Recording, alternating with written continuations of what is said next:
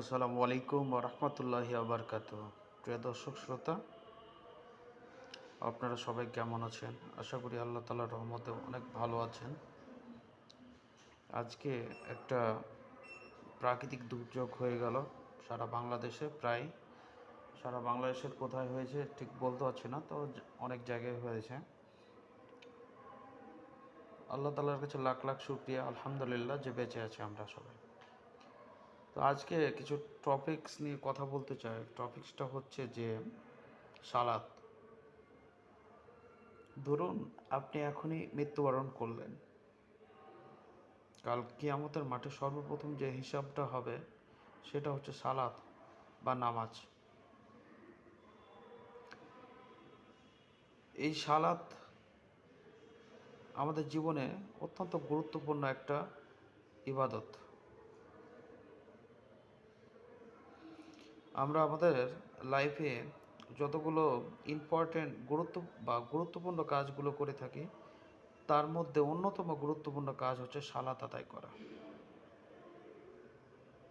প্রিয় দর্শক শ্রোতা, এত গুরুত্বপূর্ণ কাজ আমরা যদি না করি,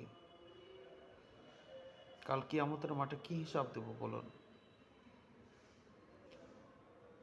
সালাতের কথা বলা হয়েছে, শুধু সালাত পড়লে না, সালাত কায়েম করতে হবে।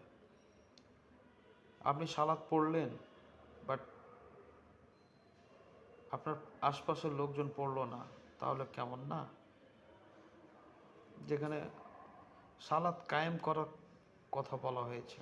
তাই আসুন প্রিয় দর্শক শ্রোতা, আমরা আমাদের যার যা অবস্থান থেকে সালাত কায়েম করার চেষ্টা করি ইনশাআল্লাহ। নিজে তো সালাত পড়বো ইনশাআল্লাহ, তার সাথে সাথে আশপাশের যে সকল ব্যক্তি, মানুষ, আত্মীয় স্বজন যা আছে, বন্ধুবান্ধব, তাদেরকে বলতে হবে যে সালাত পড়ো, চলো নামাজে চলো, আমরা একসাথে সালাত কায়েম করি। বিকজ সালাত জিনিসটা খুবই গুরুত্বপূর্ণ একটা বিষয়। হ্যাঁ, তাই আর দেরি না করে প্রিয় দর্শক,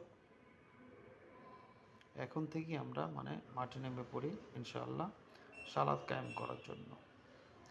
নিজে সালাত পড়ি, প্লাস অন্যকে বলি যে সালাতটা গুরুত্বপূর্ণ আমাদের জীবনে। কাল কিয়ামতের ময়দানে প্রথম হিসাব হবে ইনশাআল্লাহ। আসসালামু আলাইকুম ওয়া রাহমাতুল্লাহি